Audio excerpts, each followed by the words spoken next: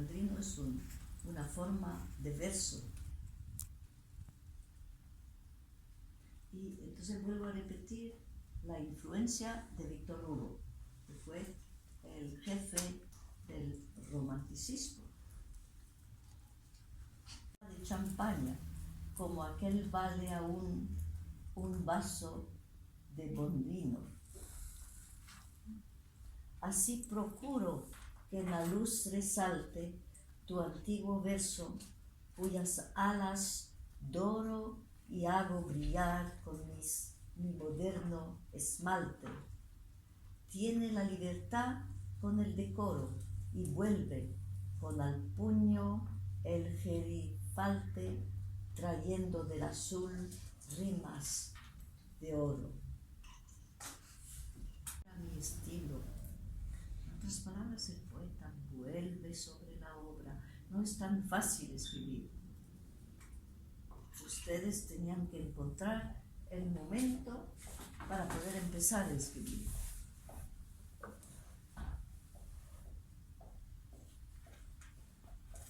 En Cantos de Vida y Esperanza,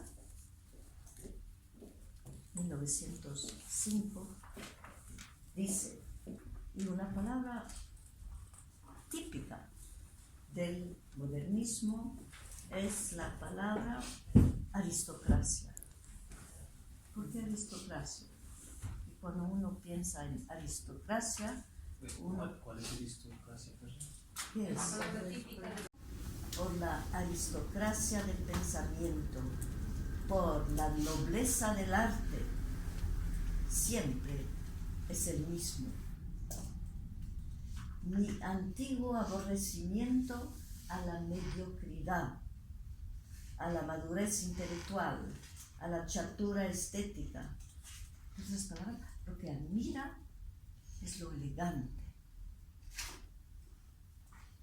El movimiento de libertad que me tocó iniciar en América se propagó hasta España. Por eso yo digo que no se puede estudiar una literatura sin estudiar la otra.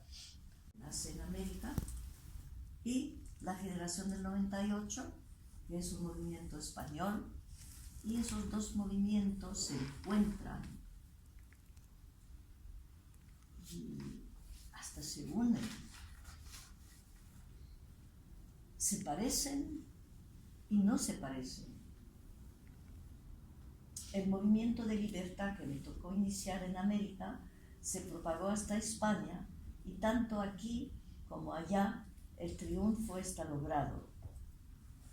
Dice, yo no soy un poeta para las muchedumbres, por lo tanto la palabra popular no va. Pero sé que tengo que ir a ellas. Cuando dije que mi poesía era mía en mí, sostuve la primera condición de mi existir, sin pretensión ninguna de causar sectarismo en mente o voluntad ajena, y en un intenso amor a lo absoluto de la belleza. Entonces, de verdad que es culto, un culto a la belleza. Al seguir la vida que Dios me ha concedido tener, he buscado expresarme lo más noble y altamente en mi comprensión.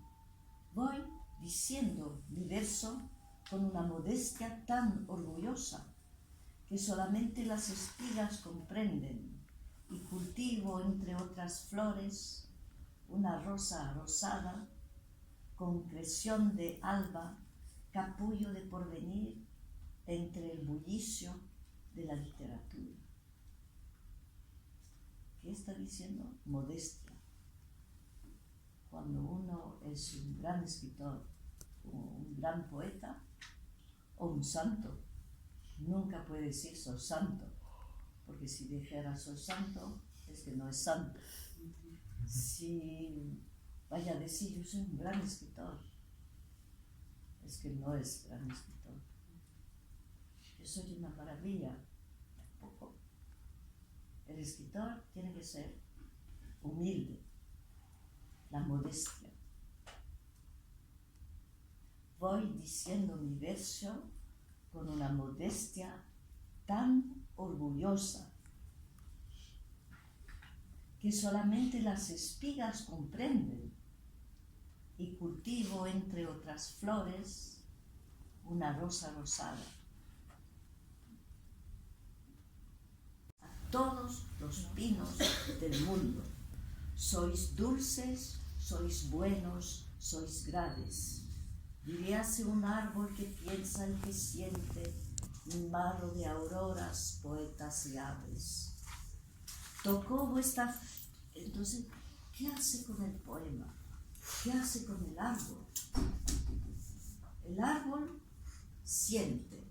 El árbol, ríos sin oro de sol taciturnos, en medio de brumas glaciales y en montañas de ensueños, o pinos nocturnos, o pinos del norte, son bellos también.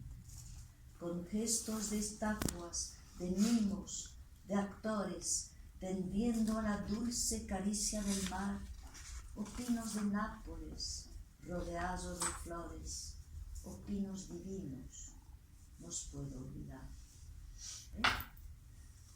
Canto. Cuando en mis errantes pasos peregrinos la isla dorada me ha dado un rincón do soñar mis sueños, encontré los pinos amados de mi corazón. En otras palabras, el poeta reúne todos los pinos que tiene en su memoria. Amados. ¿Y por qué amados? Amados por tristes, por blandos, por bellos, por su aroma, perfume, aroma de una inmensa flor, por su aire de monjes, sus largos cabellos, sus sabias, ruidos y nidos de amor. O pinos antiguos, todos los tiempos, que agitara el viento de las epopeyas, amados del sol, o líricos pinos del renacimiento y de los jardines del sueño. Y ahí ha pasado de Italia al norte a España, pero no es la España de su época, está en el Renacimiento. O líricos pinos del Renacimiento y de los jardines del suelo español, los brazos eolios se mueven al paso del aire violento que forma al pasar ruidos de pluma, ruidos de raso, ruidos de agua y espumas de mar.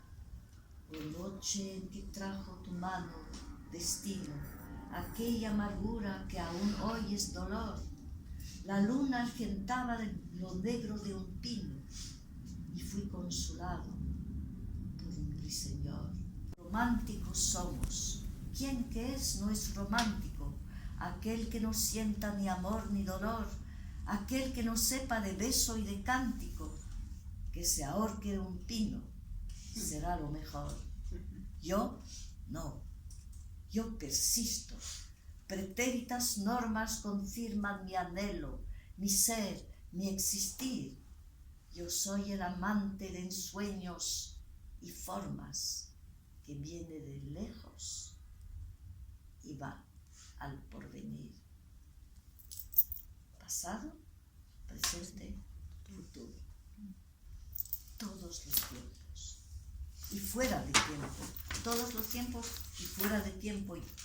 Y al mismo tiempo, 18, 15, 14, 12, 20, 19, todos los tiempos.